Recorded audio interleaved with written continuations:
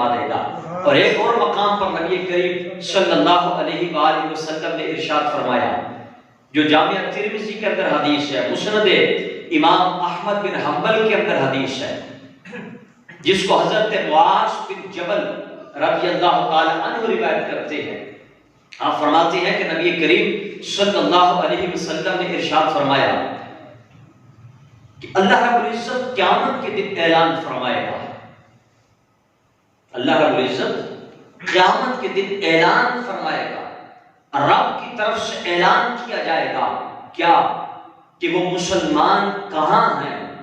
جو صرف میری رضا کی خاطر آپس میں محبت کرتے تھے، جس کی محبت دنیا کے لیے نہیں تھی۔ آج ہماری محبتوں کا کیا حال ہے، ہم دیکھ لیں، ہم اپنا محاسبہ کر لیں، ہم سوچ کر لیں، غور و فکر کر لیں، تدبر کر لیں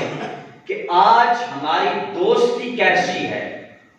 آج ہم کسی سے دوستی اور محبت کرتے ہیں تو کس بنا پر ہے؟ اپنے نفسانی خواہشات کی بنا پر، دنیا کے منصب کی خاطر، دنیا کے مال کی خاطر، دنیا کے لالچ کی خاطر۔ آج ہماری دوستیوں کا معیار کیا ہے؟ آج ہم دوستی کس وجہ سے کرتے ہیں؟ ہر بندہ یہ سوچ لے۔ لیکن نبی کریم علیہ السلام نے فرمایا کہ رب یہ اعلان کرتا ہے کہ قیامت کے دن یہ اعلان کیا جائے گا، قیامت کے دن رب کی طرف سے ندا کی جائے گی کہ کہاں ہیں وہ مسلمان، کہاں ہیں وہ لوگ جو میری رضا کی خاطر آپس میں محبت کرتے تھے، جن کی محبت دنیا کی خاطر نہیں تھی، جن کی محبت دنیا کے لالچ کے لیے نہیں تھی، جن کی محبت دنیا کی ہوس کے لیے نہیں تھی، جن کی محبت دنیا کے مال کے لیے نہیں تھی، دنیا کی چاہت کے لیے نہیں تھی، دنیا کے منصب کے لیے نہیں تھی، جن کی محبت خالصتاً صرف میری رضا کے لیے تھی۔ رب اعلان کرے گا کہ کہاں ہیں وہ لوگ جو صرف میری رضا کی خاطر آپس میں محبت کرتے تھے،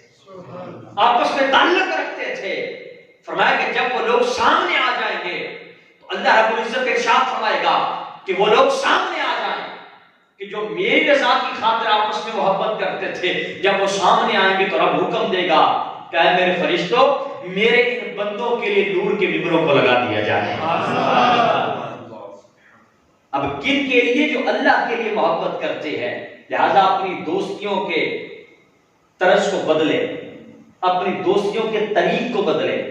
اپنی تعلق کے راستے کو بدلے، تعلق رکھیں لیکن دنیا کی چاہت پر نہیں، اللہ کی رضا کے لیے رکھیں، رب کی رضا کے لیے رکھیں۔ تو رب فرمائے گا کہ وہ لوگ جن کا تعلق و نسبت اور جن کی محبت صرف میری رضا کے لیے تھی، رب حکم دے گا کہ ان کے لیے نور کے منبر بچھا دیے جائیں،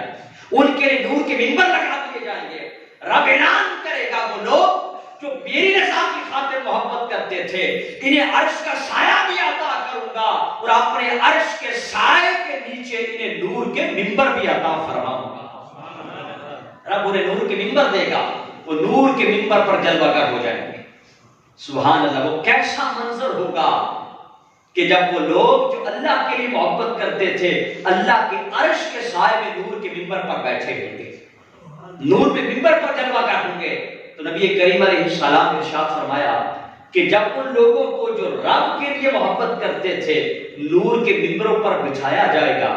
فرمایا کہ ان کا یہ مقام دیکھ کر، اللہ اکبر، ان کا یہ مقام دیکھ کر، ان کی یہ شان دیکھ کر، ان کی یہ عزت دیکھ کر، ان کا یہ مرتبہ دیکھ کر، ان کی یہ عظمت دیکھ کر، میرے آقا علیہ السلام فرماتی ہے کہ ان کی شان و شوکت پر اور ان کی عظمت پر، ان کے اس مرتبے پر اللہ کے انبیاء، شہداء اور صدیقین ان پر رشک کریں گے کہ کتنے خوش نصیب ہیں وہ لوگ کہ جن کی محبت اللہ کی رضا کے لیے تھی، اللہ نے اپنے عرش کے سائے کے نیچے انہیں نور کے منبر عطا فرما دیے ہیں۔ میں ان پر انبیاء و شہداء رشک کریں گے کہ جنہیں رب اتنی عزت عطا کرے گا، کنہیں عطا کرے گا کہ جن کی محبت اللہ کی رضا کی